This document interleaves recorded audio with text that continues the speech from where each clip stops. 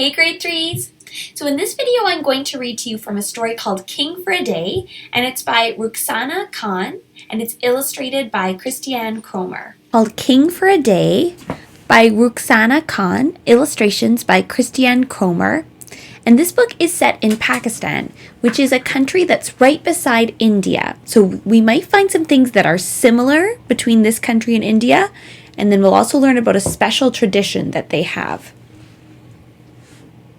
Basant is the most exciting day of the year. With feasts and music and parties, people celebrate the arrival of spring. And many will make their way to the rooftops of Lahore to test their skills in kite-flying battles. I'm up early. My brother and sister arrive, still rubbing sleep from their eyes. My brother asks, "Malik, is that all you made?" My sister says, "How can you be king of Basant with only one kite?" "It's called falcon. Insha'Allah, it will be fast enough.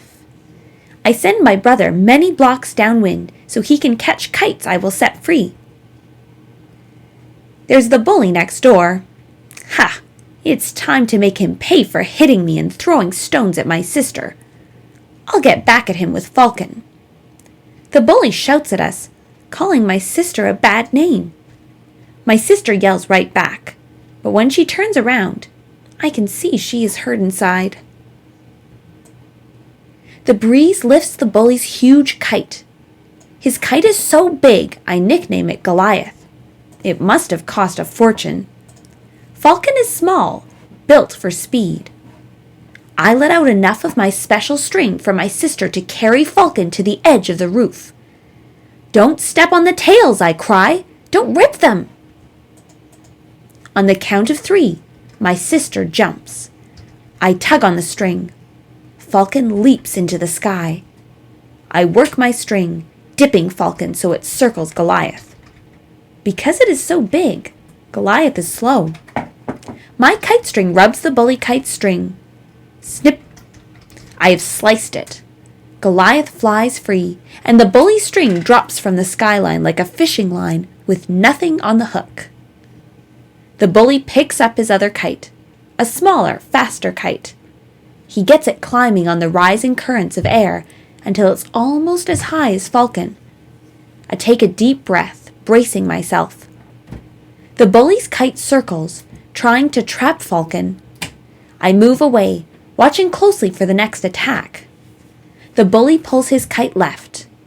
Quickly, I pull down as hard as I can, sending Falcon into a steep dive. "Let up, Malik!" my sister yells. "You're going to crash!" Just before Falcon hits the rooftop, I pull it up and around several times, snagging the bully's string so he cannot get it free. I reel in the bully's kite so my sister can grab it. The bully's done. He has no more kites. He storms downstairs. I move on to other kites. It's easy for Falcon to pluck them from the sky, as if it really is a bird of prey. Big kites, little kites, fancy and plain, even kites made of old newspapers. Sometimes I catch them in groups. Making wide circles around clusters of kites, Falcon slashes through their strings. For a while, the kites fly where the wind carries them. But when they land, they'll belong to whoever finds them. But at least they will have tasted freedom. Insha'Allah, I really am King of Basant today. Throughout the day, my brother brings some of the kites I have freed up to the roof. Among them is Goliath. My sister stacks them in a pile. Sometimes loose kites float close enough for me to catch. Falcon tangles their strings, and I draw them in. My sister catches some too. She uses a long bamboo pole topped with thorns. If I am king, she is queen of Basant. At the end of the day, we have a big pile of kites. I choose the 2 I want. Then my brother and sister get their picks. After they have chosen, they start back downstairs. My sister says, "Malik, you coming?" "Not yet." The sun is setting on a magnificent day. I want to stay up here to watch. to feel the cool breeze. I want to make my day last a little longer. Suddenly, I hear yelling from below. The bully pushes a young girl to the ground. Then he grabs her kite and runs into his house. The girl gets to her feet. Sobbing, she heads down the alley, trailing the kite string behind her. Something makes me pick up Goliath and drop it over the side of the roof. It floats, slicing the air side to side, to land close beside her.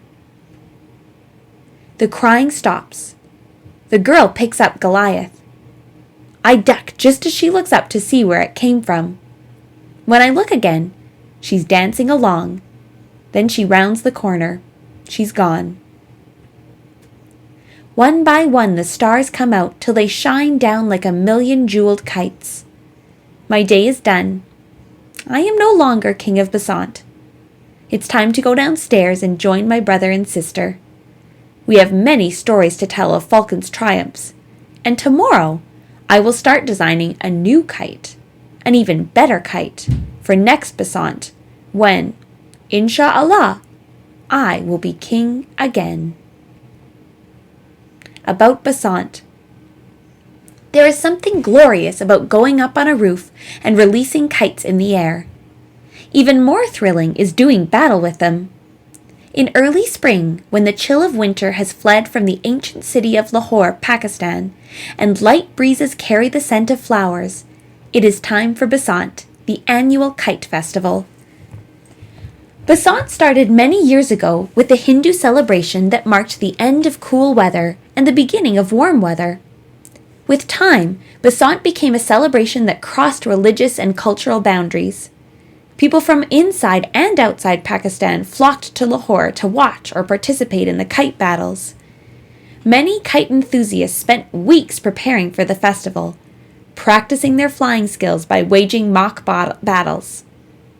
The festival begins on the night before Basant.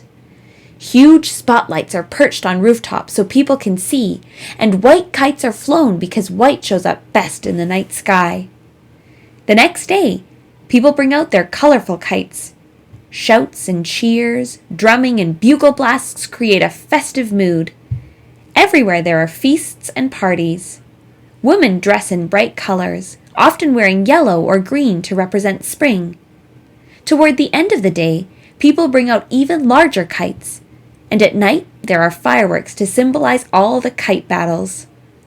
Traditionally, kite strings were coated with powdered glass so they would be sharp enough to cut through other kite strings. Later, metal strings were also used. Unfortunately, the sharp strings sometimes injured people and cut electrical wires. In recent years, kite flying and the celebration of Basant in Lahore were banned for safety reasons and for security concerns due to orthodox religious opposition. But in 2013, the festival returned, hopefully for good. Once again, the kites flew, filling the sky of Lahore with brilliant color and drama and lifting the spirits of all the people below. Thanks for reading along, grade 3s. I hope it helped you to imagine you were somewhere else, we could travel. It was fun to imagine the Festival of Basant, and maybe one day you'll get to go to Lahore and actually watch the festival in real life. Bye, grade 3s.